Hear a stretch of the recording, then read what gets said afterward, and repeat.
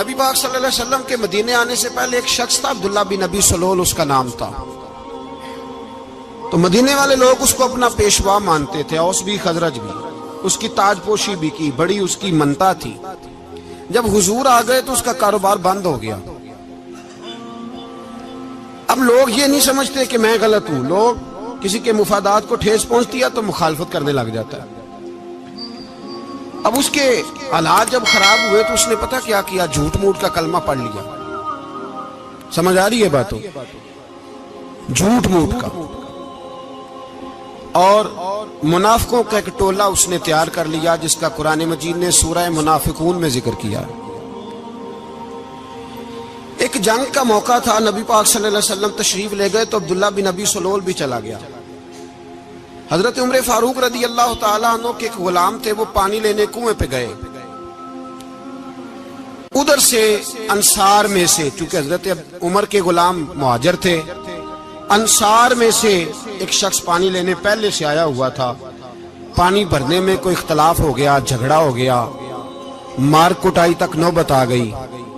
حضرت عمر کے غلام نے کچھ چیز مار دی، اس شخص کو زخمی ہو گیا۔ اس نے پکارا، عبداللہ بن ابی سلول نے سمجھا کہ موقع اچھا ہے، دوڑا ہوا آیا اور آ کر اس نے کہا، انصار مدینہ بھاگ کے آؤ، جلدی آؤ،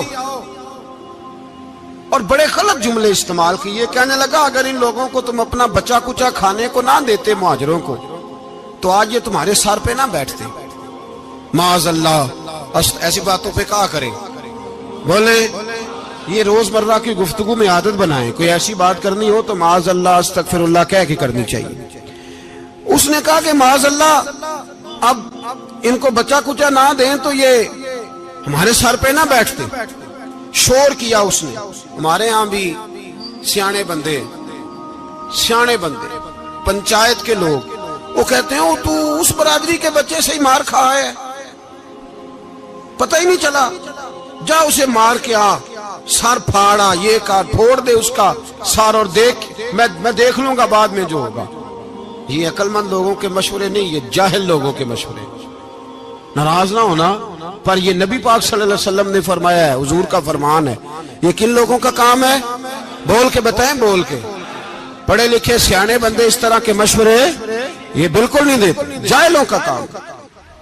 پکارا، مہاجر سارے اکٹھے ہو گئے، انصار سارے آ گئے، اور جب انصار آئے تو مہاجرین کو بھی پکارا، مہاجر بھی آ گئے۔ اب وہ گتھم گتھا ہونے لگے تو کسی نے جا کے محبوب پاک کے کان میں کہا، یا رسول اللہ وہاں تو مہاجر انصار لڑنے لگے۔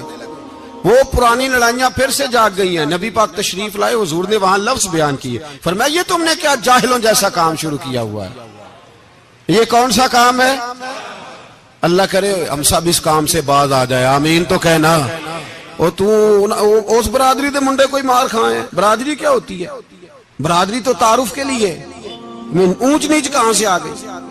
کہا میرے رسول پاک علیہ الصلوۃ والسلام نے، فرمایا تم جاہلوں جیسے کام کر رہے ہو۔ صلح کرائی، بات رفع دفع کرائی، لوگ چلے گئے، معاملہ ٹھنڈا ہو گیا۔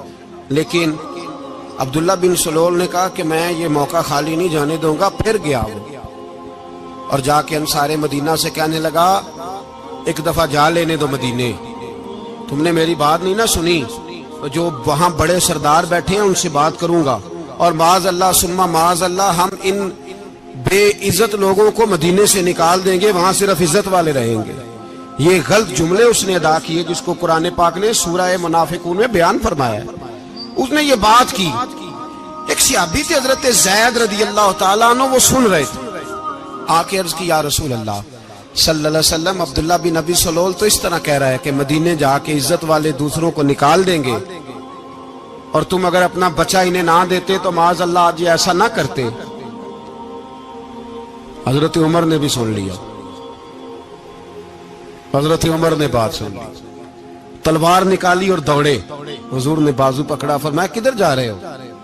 کہا یا رسول اللہ اگر آج سزا نہ دی تو کل اور بات بھی کرے گا، اور اگر آج ایک قتل ہو گیا تو باقی سیانے بن جائیں گے۔ یا رسول اللہ مجھے چھوڑے، میں ماروں گا۔ حضور نے فرمایا عمر چپ کر، وہ جھوٹ موٹ کا کلمہ پڑھتا ہے، لوگ کہیں گے کہ محمد ابن عبداللہ نے اپنے ساتھی مارنے شروع کر دیے۔ چپ کر، حوصلہ کر، صبر کر، دلیری کر۔ حضرت عمر کہتے ہیں میری حضور کے کہنے پر میں ٹھہر تو گیا، پر وہ میرے اندر جو آگ لگی ہوئی تھی ٹھنڈی نہیں ہو رہی۔ کہتے ہیں میں چپ تو کر گیا۔ نبی پاک علیہ السلام نے پوچھا عبداللہ بن ابی سلول سے، تو نے یہ کہا ہے؟ کہنے لگا حاشا و کلا، میں نے بات ہی نہیں کی نا۔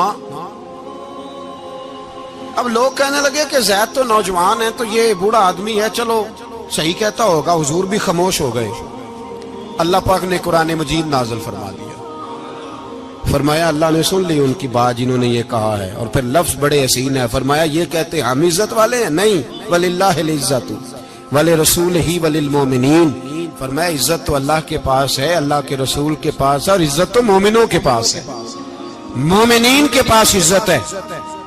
یہ قرآن پاک نے سارا مضمون بیان کر دیا کہ عبداللہ بن ابی سلول غلط کہتا ہے اور حضرت زید صحیح کہتے ہیں۔ حضور نے کچھ نہیں فرمایا، جا رہا ہے قافلہ۔ جب مدینے کی سرحد آ گئی نا، حدود مدینہ منورہ کی شروع ہوئی، تو عبداللہ کا اپنا بیٹا، اس کا نام بھی عبداللہ بن عبداللہ تھا، اپنا بیٹا اس کا بڑا مخلص جانثار غلام تھا میرے رسول پاک صلی اللہ علیہ وسلم کا، وہ تلوار لے کے مدینے کی حد پہ کھڑا ہو گیا اور کہنے لگا میرے باپ، تو نے اتنی بے ایمانی کے لفظ کہے کہ میں ان کو نکال دوں گا؟ کہے اپنی زبان سے کہ میں ذلت والا ہوں، رسول پاک کو اللہ نے بڑی عزت عطا فرمائی، کہے ورنہ میں تیری گردن کاٹ دوں گا۔ بول، کہے حضور بھی عزت والے اور نبی پاک کے غلام بھی عزت، کہے اپنی زبان سے، کہے میرے رب کا یہ فرمان ہے وَرَفَعْنَا لَكَ ذِكْرَكَ، ابھی میں خود تیرے لیے تیری شانوں کو بلند فرما دوں گا۔ تو کہا کہے، تو دشمن ہو کے کہنے لگا میرے بیٹے مجھے معاف کر دے، مصطفیٰ تو بڑی عزتوں والے ہیں، ان کے غلام شانوں والے۔ جب بیٹا تلوار لے کے سامنے کھڑا ہوا، شہرت ہوئی، اب نبی پاک نے حضرت عمر کی طرف دیکھا، کہا عمر تیری بات صحیح تھی، اب جو ہوا یہ زیادہ صحیح تھا، وہ میں نے تجھے کہا حوصلہ کر، تدبر کر، وقت کا انتظار کر، یہ صحیح ہوا کہ وہ صحیح تھا۔ تو حضرت عمر فاروق کہنے لگے یا رسول اللہ، میں گواہی دیتا ہوں آپ واقعی اللہ کے سچے رسول ہیں صلی اللہ علیہ۔ اتنی اچھی رائے، وقت فیصلہ کرتا ہے، تدبر سے چلے، دانائی سے چلے، علم پیدا کریں، بردباری۔ ہمیں کئی دفعہ سجدہ صاف کرنا پڑتا ہے، ہم جو کہتے ہیں بات اس کے الٹ نکل آتی ہے۔ ہم کسی شخص کے بارے میں کچھ تبصرہ کر بیٹھتے ہیں، کچھ عرصے کے بعد ہمیں پتہ چلتا ہے کہ وہ تو ایسا تھا ہی نہیں، ہم نے غلط بات کر۔ ہم بغیر تحقیق کے، بغیر تفتیش کے، حوصلہ نہ ہونے کی وجہ سے، صبر نہ ہونے کی وجہ سے ہم بہت سارے کام کر گزرتے ہیں، پھر ہمیں نقصان ہوتا ہے۔ اپنی زندگی میں حلم نہ چھوڑیں، حوصلہ نہ، لڑائیاں ہوتی ہیں نا گھروں میں، اس کی وجہ خامد ہوتا ہے، بیوی نہیں ہوتی۔ یہ بات گھر جا کے بتانا کہ آج انہوں نے کہا لڑائی کی وجہ کون ہوتا ہے؟ نہ بولو تسی، پر میں تے آنکھ ہی چھڑیا ہے، وہ تو ریکارڈ ہو گیا ہے۔ لڑائی کی وجہ کون ہے؟ جڑے باتیں لڑتے ہیں وہ کندے ہی نہیں پے۔ وجہ کون بنتا ہے جی؟ کیوں بھلا؟ اس لیے کہ نبی پاک صلی اللہ علیہ وسلم نے فرمایا عورت کی اگل آدھی ہے تو تیری تو پوری ہے نا، جس کا مطلب ہے لڑائی اگر بچ سکتی تھی تو مرد کی وجہ سے بچ سکتی تھی، گھر میں امن ہو سکتا تھا۔ کہتے ہیں جی بڑی بیوقوف ہے، میری سنتی نہیں۔ تو میں نے کہا جو اس سے بحث کر رہا ہے وہ سیانا ہے؟ بولیں، جو بحث کر رہا ہے وہ عقل مند ہے؟ بندہ تو چلو تھا وہ دانشور شیکسپیئر، باتیں بعض اوقات اس کی کچھ ایسی ہیں۔ اس سے کسی نے پوچھا تھا عورتوں سے کون جیت سکتا ہے بحث میں، تو اس نے کہا تھا وہ جو ان سے بحث نہ کرے، جو ان سے بحث۔ تو بھائی تو وجہ اس لیے کہ حوصلہ تو نہیں کرنا تھا۔ نبی پاک علیہ السلام نے فرمایا بی بی ٹیڑھی لکڑی ہے، سیدھی کرنے کی کوشش کرو گے تو ٹوٹ جائے گی، سیدھی۔ تو پھر کتنا بیوقوف ہے جو پتھر سے سر رگڑ رہا ہے، کتنا نادان ہے جو یہ حرکت کر رہا ہے، دریا میں چھلانگ لگا کے کہتا ہے ڈوبوں گا نہیں۔ تو بھائی حوصلہ پیدا کرے، علم پیدا کرے۔ بہت ساری ایسی باتیں کرے کہ جس میں اشتعال آئے گا، فٹافٹ 3 لفظ طلاق کے دے دیے، اب بھاگا گیا مفتی صاحب کے پاس، اوہو 4 بچوں کا کیا بنے گا؟ اور یہ بات پکی ہے کہ بچوں کو صرف ان کی ماں ہی پال سکتی ہے، ان کی ماں۔ اور بات مجھے نہیں بھولتی، ایک شخص نے بیوی کو طلاق دے کے دوسری شادی کی. اس کا بیٹا تھا 10 سال کا. تو اس نے اپنے بیٹے سے کہا کہ بیٹے بتا پرانی اماں صحیح تھی یا یہ صحیح ہے؟ اس نے کہا نہیں ابا وہ تو جھوٹ بڑے بولتی تھی، یہ صحیح ہے. وہ جھوٹی تھی، وہ جھوٹ بڑے بولتی تھی میری سگی اماں، یہ سچ بولتی ہے. اس نے کہا وہ کیسے؟ کہنے لگا اس لیے کہ میں کوئی شرارت کرتا تھا تو میری سگی اماں مجھے تھپڑ مارتی تھی اور کہتی تھی تجھے روٹی نہیں دے رہی، جا دوڑ جا گھر سے.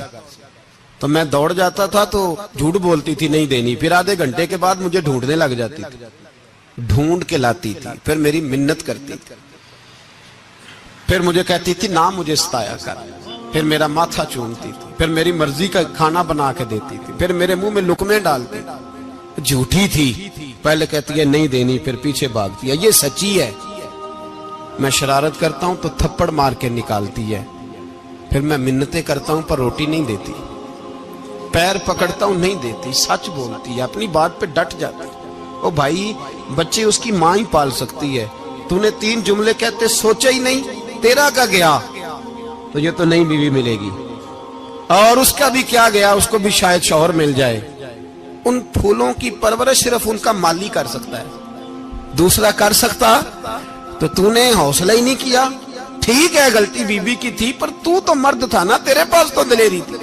فٹافٹی 3 طلاق کے جملے کہہ دیے. اور میرے رسول پاک علیہ السلام نے فرمایا جائز کام بڑے ہیں پر طلاق جائز تو ہے پر میرے رب کو پسند نہیں. اللہ کو پسند تو نے مالی بگا دیا جس نے تیرے گھر کا باغ سینچنا تھا. تو بھائی یہ حوصلہ نہیں، درجنوں طلاقیں، 20 کیس، اور ابھی وہ شادی کے پورے کپڑے نہیں پہنے تو طلاق پہلے. اس کی وجہ یہ کہ حوصلہ نہیں، صبر نہیں، رضا نہیں، ہم احساس نہیں کرتے. اگر تو یہ سمجھ جائے کہ بس اللہ نے جو میرے لیے بہتر سمجھا مجھے دے دیا، صحیح ہے میری آزمائش ہے، کیا ہے کچھ ہے جو اس نے بہتر سمجھا مجھے اس نے، پھر تو سکھی ہو جائے، تیرے لیے جینا آسان ہو جائے، پھر تو بہت ساری پریشانیوں سے آزمائشوں سے دور ہو جائے. میرے نبی پاک علیہ السلام نے ہمیں حوصلہ کرنے کا حکم دیا، دلیری. 2-3 سال شاید پچھلے سال یا اس سے پچھلے سال حج کے موقع پہ نا ہمارے پاکستان میں تو بڑے بڑے انوکھے واقعات ہوتے ہیں. سننے سے کیا میں کہتا ہوں وہ عبرت کے لیے ہوتے ہیں. جعلی ویزے لگوا دیے حج کے کسی ایجنٹ نے، اللہ کے مہمانوں کو بھی لوگ لوٹ لیتے ہیں. جعلی ویزے لگوا دیے. اور مزے کی بات یہ ہے کہ پاکستانی ایئرپورٹ سے گزر بھی گئے وہ ویزے والے، اور احرام باندھے لوگ جدے پہنچ گئے. 4 آدمی تھے، انہوں نے ویزا دیکھا تو کہا نقلی آپ کو واپس جانا پڑے گا. اگلی فلائٹ سے وہ لوگ واپس آئے. آپ مجھے بتائیے ان کی جب وہ چھوٹے چھوٹے کلپ آئے، میڈیا نے ان کی باتیں سنی تو ان کے آنسو نہیں تھمتے تھے. ایک آدمی احرام باندھ کے گیا ہے، معمولی سمجھتے ہیں آپ؟ میرے جیسا غریب آدمی کبھی اس نے ارادہ کیا اور مدینے جانے کا لیٹ ہو جائے تو کلیجہ پھٹنے کو آتا ہے.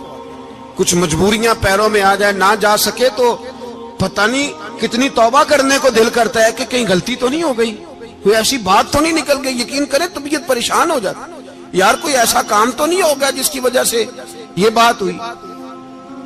4 آدمی لوٹ آئے، حالات خراب ہو گئے، لوگ رو رو کے قصے سناتے تھے. لیکن میرے رسول پاک علیہ السلام کا حوصلہ دیکھو.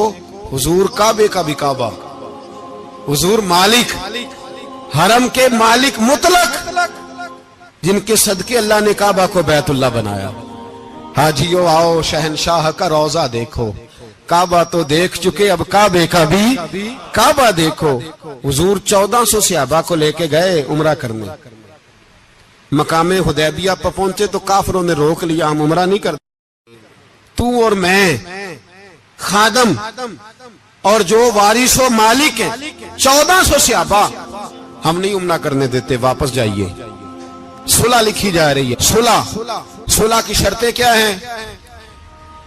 مکے سے کوئی آدمی غلطی سے بھی مدینے چلا گیا، مکے کا آدمی، تو مسلمان اگر ان کے ظلم سے تنگ آ کے، مکی مسلمان کافروں کے ظلم سے تنگ آ کے مدینے چلا گیا تو مدینے والے واپس کریں گے. اور اگر مدینے سے کوئی شخص غلطی سے بھی مکے چلا گیا تو مکے والے واپس نہیں کریں گے. اتنی سخت شرائط. حضرت عمر غصے سے کانپنے لگے, صحابہ پریشان ہیں, پر میرے رسول پاک نے صبر دکھایا, حوصلہ, تدبر.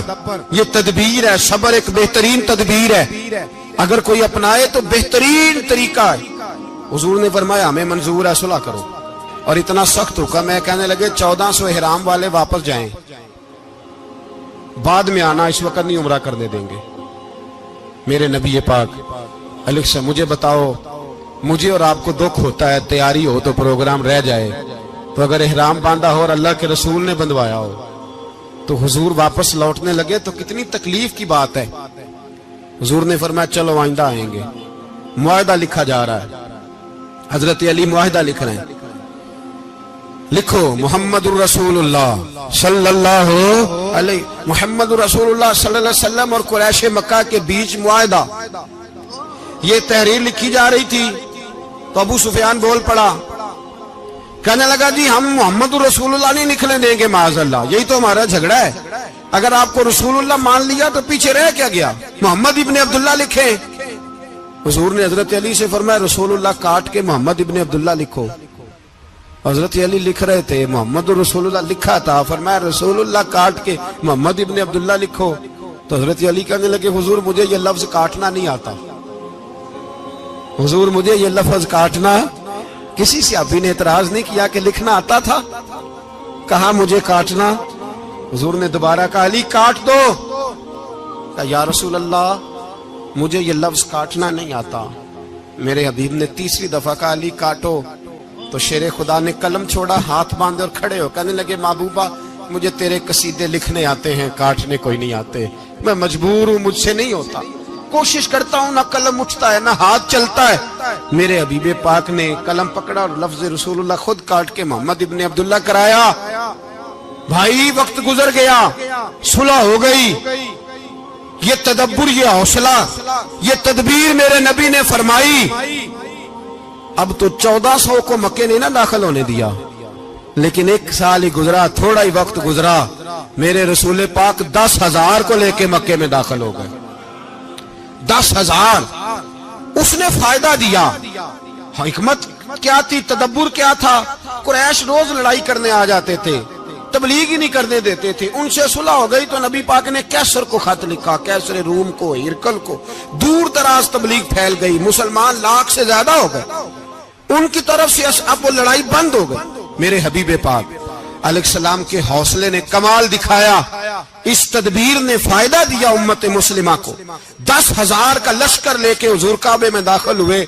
کل جو ابو سفیان کہتے تھے نا محمد رسول اللہ لکھنے نہیں دوں گا, آج وہ خود کہہ رہے تھے اشہد ان لا الہ الا اللہ واشہد ان محمد رسول اللہ صلی اللہ علیہ. کل جو کہہ رہے تھے کہ میں یہ لفظ نہیں لکھنے دوں گا, آج ابو سفیان کی حویلی میں لاکھوں لوگ, ہزاروں لوگ بیٹھے تھے اور سارے کہہ رہے تھے محمد الرسول اللہ, محمد الرسول اللہ, محمد الرسول اللہ صلی اللہ علیہ وسلم. میرے محبوب کی تدبر نے, فقاہت نے, اور پھر کمال ہوا. 1400 کہاں اور 1,44,000 کہاں. 1400 کہاں اور 1,44,000. 1400 کو نہیں جانے دیا عمرہ کرنے. میرے رسول پاک 1,44,000 کو لے کے حج کرنے چلے گئے. حضور نے حج کیا, ہر طرف لبیک لبیک کی صدائیں بلند ہوئی.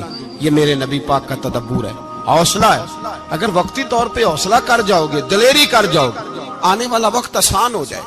حوصلہ نہیں, صبر نہیں, سکون نہیں, 2-4 باتیں, یہاں تک کہ لوگ ابا جی کی بات برداشت نہیں کرتے, ایسے جملے کہہ دیتے ہیں جو دوبارہ پلٹ کے نہیں آتے. ماں کو لفظ نہیں بولتے, باپ کی روح تک چھلنی کر دیتے ہیں وہ جملے.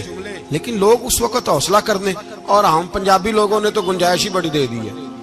کہتے ہیں بچہ ہے جے, ایک ہی ہے, ایک میں حوصلہ کرے کی ہے ماشاءاللہ. تو اگر جوان ہو گیا تو کہتے ہیں گرم خون ہے, مکہ کم. اگر بوڑھا ہو گیا تو کہتے ہیں بوڑھوں میں حوصلہ نہیں ہوتا, نہ بچے میں نہ.